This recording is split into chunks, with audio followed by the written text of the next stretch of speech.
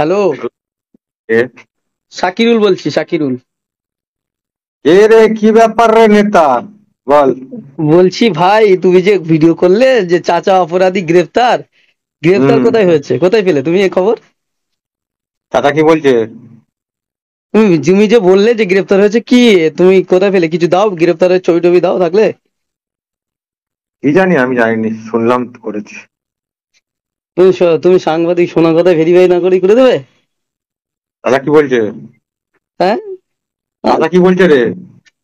চাচা তো চাচার মতো বলবে, তোমার কথা তুমি তোমার ভিডিওটা দেখলাম তাই ফোন করলাম, বলে আমি একটু তা তাহলে আমি তো করতাম, আমি তো তুমি আমি তো ভিডিওটা দিলে। আমি তো শুনেছি গ্রেপ্তার। তাহলে শুনলেই করে দেবে, মানে কোনো ডকুমেন্টস নেবে না? আরে গ্রেপ্তার হয়েছে তো, তুই জানিনি হয়তো। কোথায়? কোথায় গ্রেফতার হয়েছে, কোন থানায়? জিআরপি দিয়ে কোথা কাকে পাঠিয়েছে বললো তো, শুনলাম। কোথায় কোথায় একটু বলো দাও। এটা আমি ডিটেলস অত বলতে পারবো না, কিন্তু যেখানে খবরটা পেলাম বিশ্বাসযোগ্য, ওই জন্যই করলাম। চাচা কনফারেন্সে আছে, কথা বলবে? দাও। হ্যাঁ, বলছি, মাফিকুল ইসলাম বলছেন? না, ওনার ছেলে।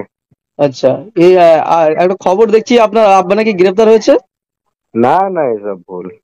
হ্যাঁ, আজকে তো ভিডিও করে নিয়ে গেল সব, স্বপ্ন ভাদুড়ি আর ওকে কে।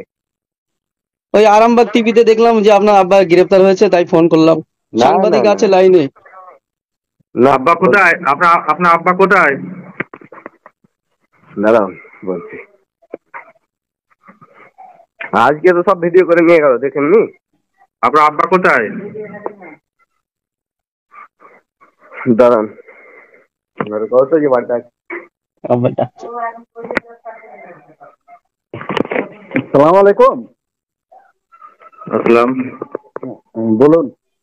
আপনি হ্যালো, কে বলছেন? আমি মাফিকুল ইসলাম বলছি। আপনাকে পুলিশ ডেকেছিল?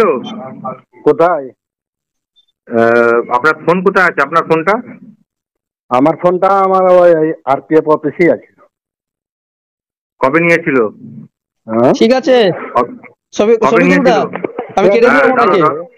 না দাঁড়া, ধরে রাখো। কবে না, নিয়েছিল তুমি ফোনটা? যে তুমি এটা প্রমাণ পেলে তো, যে বলে গ্রেফতার হলে তো ফোনে কথা বলতে পারে না।